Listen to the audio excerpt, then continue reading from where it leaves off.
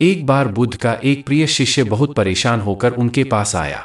शिष्य ने कहा, भगवान, जब मैं ध्यान करता हूं तो मेरे मन में बुरे और गंदे विचार आते रहते हैं।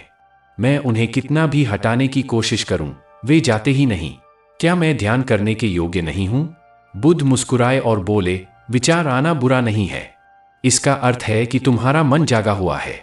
समस्या विचारों का आना नहीं है, बल्कि हमारा उनसे जुड़ जाना है। बुद्ध ने उसे एक उपमा दी।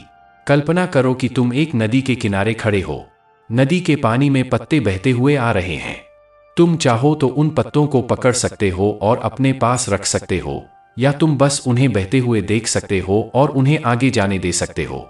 बुद्ध ने समझाया, गंदे विचार भी नदी के पत्तों की तरह हैं।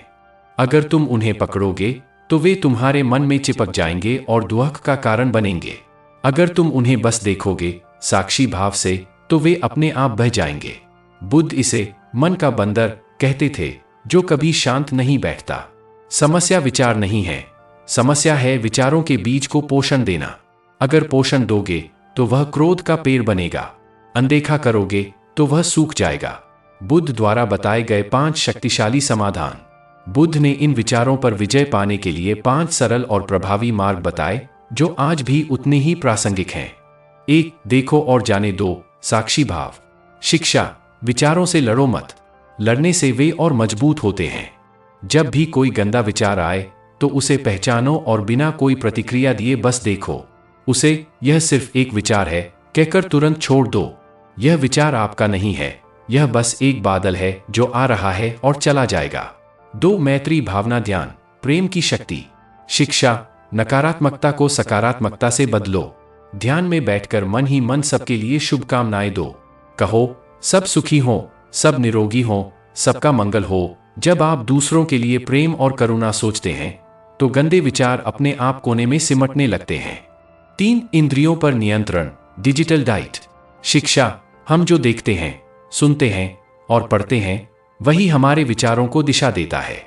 जैसे शरीर के लिए अच्छा भोजन चाहिए, वैसे ही मन के लिए अच्छा कंटेंट चाहिए। सोशल मीडिया या इंटरनेट पर नकारात्मक और अश्लील सामग्री कंटेंट देखने से बचें।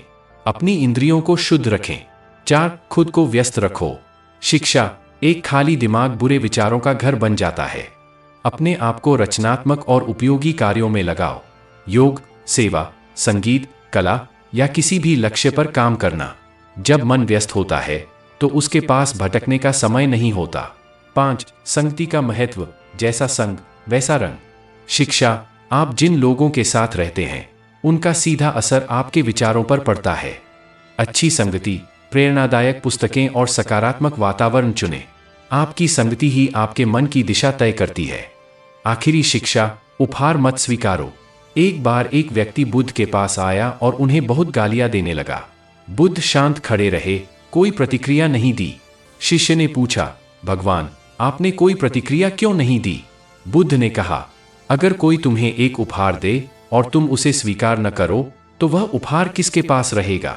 शिष्य ने कहा, वह उपहार देने वाले के पास ही रहेगा। बुद्ध बोले, बिल्कुल।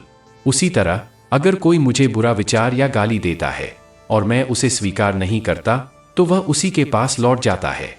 यह शिक्षा हमारे गंदे विचारों पर भी लागू होती है।